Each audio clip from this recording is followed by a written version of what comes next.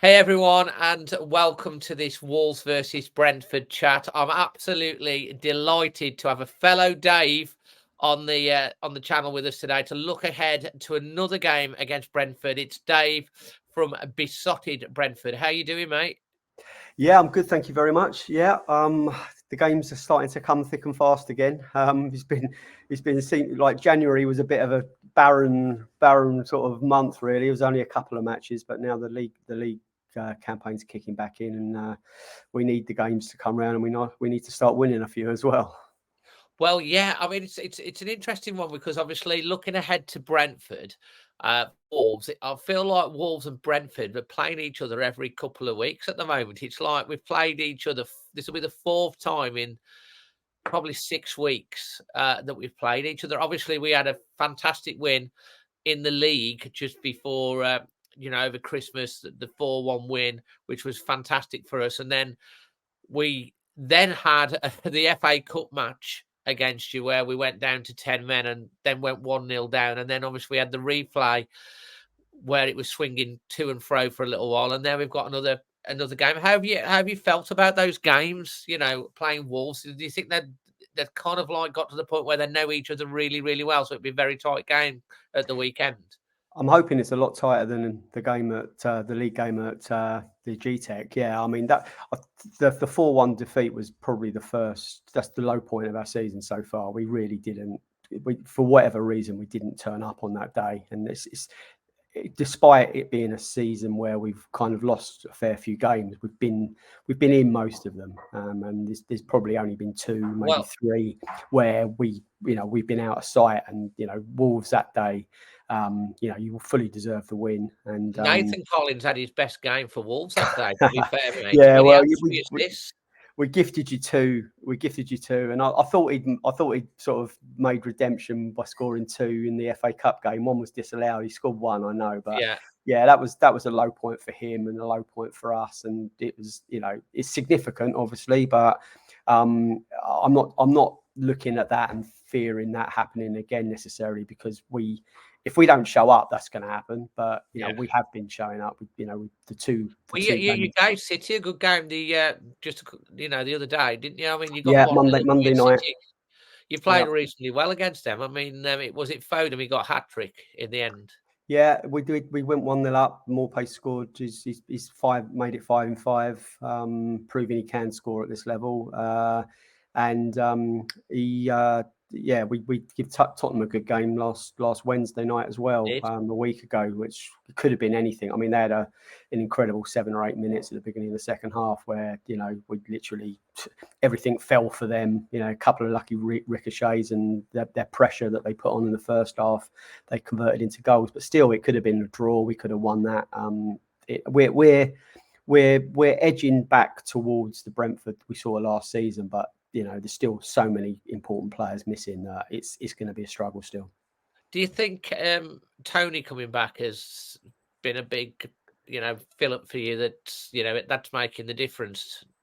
Yeah, well, it was always. I mean, you can't take 20 goals out of a team like ours and it make no difference. It was always going to be a struggle, I think. And to be fair, the season started off okay without him. We were getting Brian Mbeumo scoring goals, and there was goals coming from elsewhere. And we thought, oh, actually, we're probably going to adapt. But as much as you can, sooner or later, it does catch up with you. And then Brian Mbeumo is now injured long term, and the Johan Wieser's out at AFCON with the Democratic Republic of Congo, who play their game tonight. So I wish him well. Frank Onyeka's in the semis with Nigeria tonight as well. So, a combination of I know every club gets injuries, but a club like ours, a team like ours, where you've got your stars. We've had all of ours taken away, and so you're scrambling. Aaron Hickey at right back out for the season. Rico Henry knocking on the door of England out for the season. David Raya, who went to Arsenal, his replacement. He only had his first really good game this week, Flecken. And then Brian Mbeumo and Tony and Wieser, and it's been really, really hard work. And to be fair, the manager's he's never banged on about it. We have, because it's obvious, but they've not used it as an excuse. But we do need some good luck. But we're playing all right. I mean, that's the saving grace. We're not looking like a relegation threatened team. But it's hard to say. Leicester went down, and you can say we're too good to go down so many times, but the points, until you've got them on the board, Is the Brentford fan base starting to get a little bit nervy? Some. It's, like all fan bases and like all social media, it's divided. There's people that just want to just see the negative and everything. There's some people that see the evidence of what's happening in their own eyes. There's some that see that and say, well, you can have all the XG in the world, but unless you put the ball in the net, and it isn't enjoyable at the moment compared to last year. I mean, some of us that have seen us in every single division, and we've seen us almost go out of the league, we're kind of like, well, I've waited all my life for this. I'm not going to be too down on them, because we probably will be all right. There's certainly three. I think you'll be okay. There's a lot of worse teams than us, and there's obviously Forest have got a points deduction hopefully to come. They deserve it. Maybe Everton another lot as well. Yeah, there's a lot to be played out that's off the pitch as well. But I just think we've got a terrible run of hard fixtures. With all due respect, Wolves is probably in brackets one of the easier ones we've got. Compared to your Liverpools, your Man Cities, your Arsenals that we've got on the horizon, and another game at City in less than a fortnight. So, it's the games against teams that have kind of like a bit more of an even match that we have to get something out of. So I'm hoping we can get a point at Molineux at the weekend, if not a little bit more. So you're right. What you said. We know each other inside out, but maybe we owe you one. Yeah. I mean, we've had the record against our record against Brentford is all generally has been quite good. I remember a lot of the game. I love going to the G-Tech. I think the Brentford fans are always really, really friendly, and I think we played out that longest game ever when the drone went across, and then the referee didn't go. It went on forever and stuff like that. And we had a great result in the league and the away game, but you did help us out with that one. And then the cup match, which for Wolves we're really focusing on having a really good cup run. It meant a lot to us to get a point, to get a draw after being a goal down. I thought Tommy Doyle had a fantastic game. When Pedro Neto come on, we were really, really good. And then in the replay at Molineux, you went ahead a couple of times, but we got back in and eventually got the win. But for Brentford, you probably, even though you went out, you were probably like, do you know what? We've got bigger fish to fry this year than the FA Cup. Whereas for Wolves, because of where we are, we're now in the top half. We absolutely destroyed Chelsea at the weekend. I don't know if you saw it. I saw it. Yeah. Honestly, we were so good.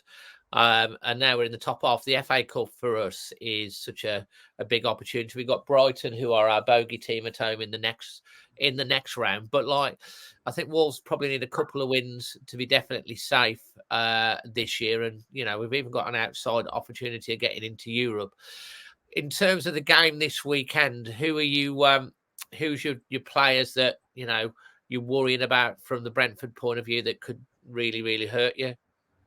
Well, your players to hurt us. Well, you on your day, you've got a wealth of talent. I can run through your team, and obviously I don't know them intimately as you do, but I'm respectful enough to know that I know the Wolves are a very, very good football team, and you probably, and it's a season of probably transition for you.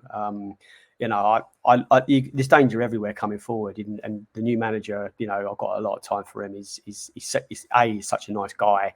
B, he's really humble.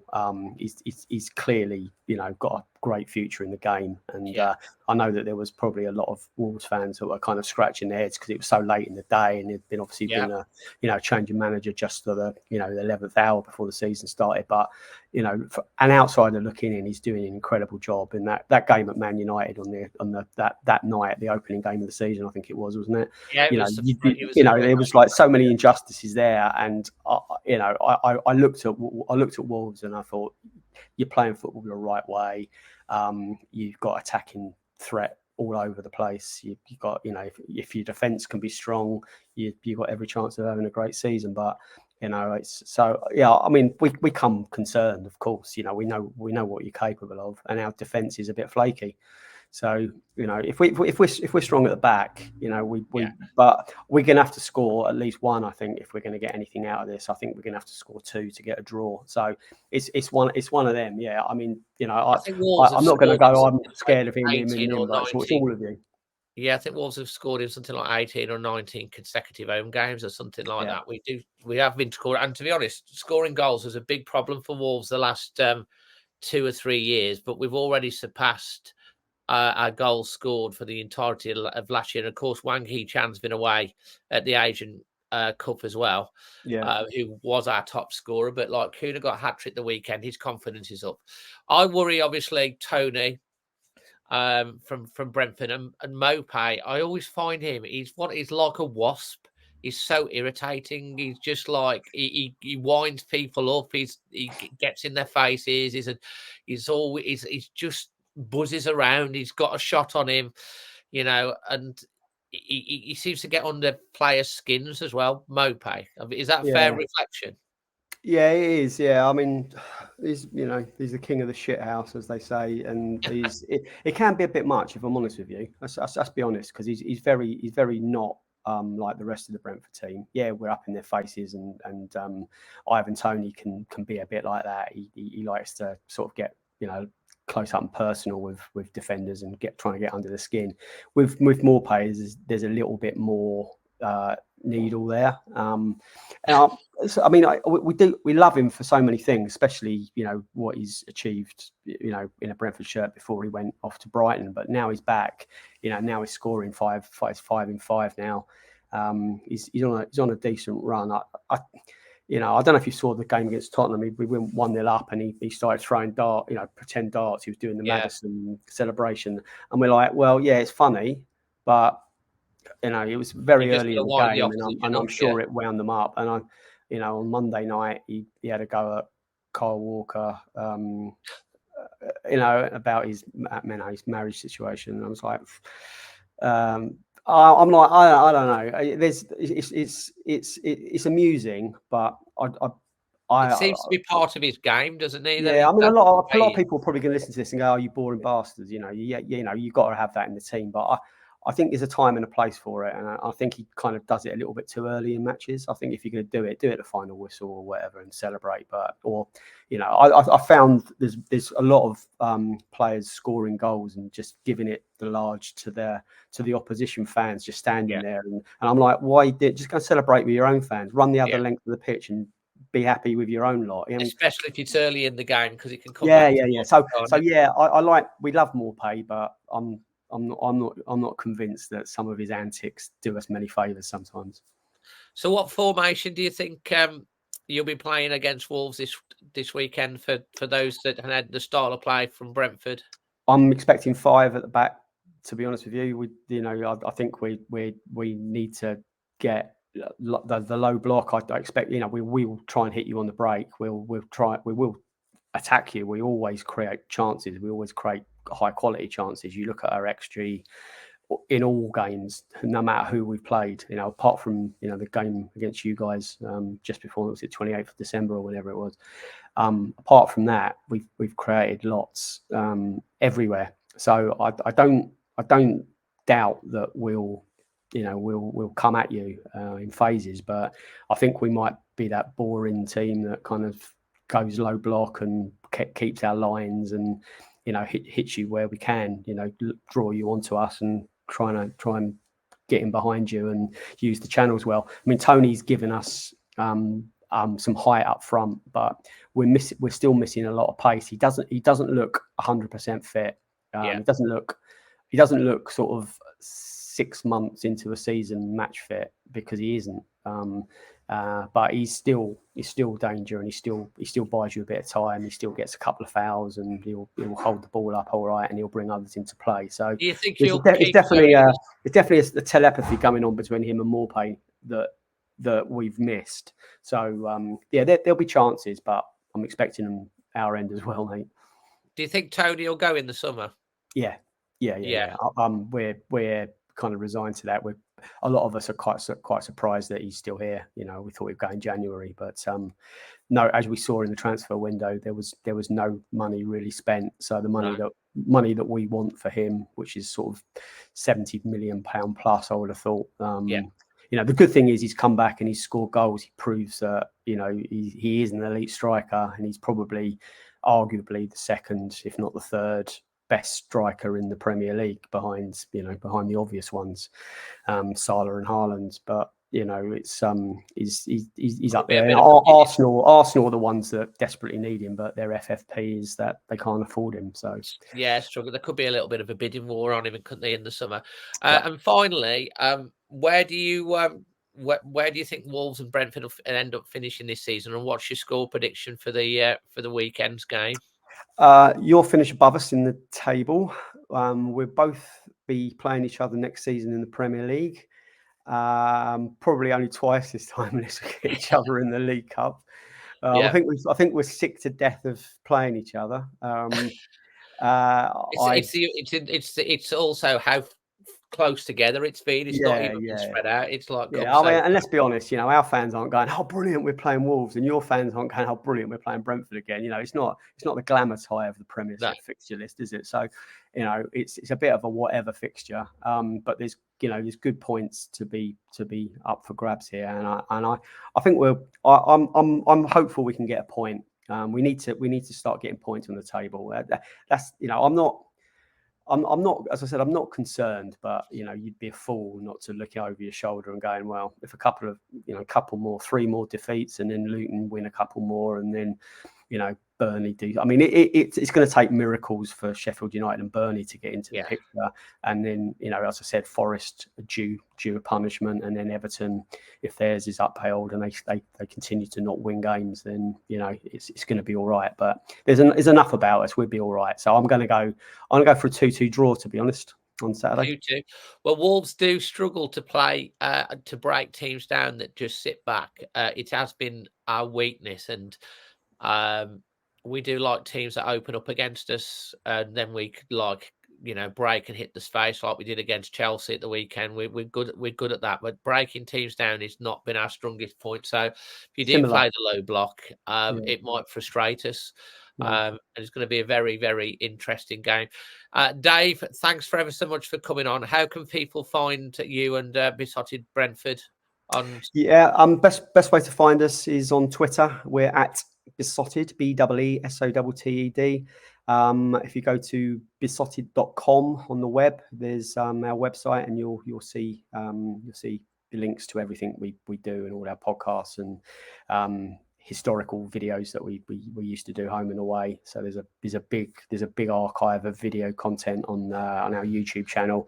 We don't use that so much these days, but there's tons of stuff to see, and there's really good archive content from Brentford and Wolves games back in the Championship as well. So that they're worth watching. I'm looking forward to the game. Are you coming up to all these games? Yeah. I plan to. I've got a ticket, so fantastic. I should be there. We're waiting for your nonsensical Bunsen burners on the side of the pitch. That winds me up. They warm you up, mate. Yeah, I'm not going to go all green on you, but how's that good for the environment? Who needs that? It's dull. Just get on with it. We did do fireworks before, but they were a little bit more dangerous, so they've gone with that. Have you got a drum, by the way? Not particularly. No, we don't have a drum. All right. That's been talked about in the past. They do a light show sometimes, like what Brentford do. When it's an evening game, mate. I'm looking forward to the game. You know, I do wish you guys at Brentford all the best. I do think you'll stay up, and I do think we'll be playing you next year. I don't think you've got anything to worry about. I think you'll get enough, barring one of the teams below going on some sort of run, or the points deductions not coming down, or I just can't see Brentford not staying up, to be honest. So I think you'll be okay, and then hopefully you'll get to the end of the season, you'll get your players back, and then you'll have a much stronger season next year. And you won't be, because it's not nice, is it? Like we were last year, we were worrying about relegation, and you don't want to get dropped out the Premier League, because then you've got to rebuild and go again, haven't you? So I think you'll be okay, mate. Cool. Thanks for the reassurance. All the best, Dave. Take care. You bees.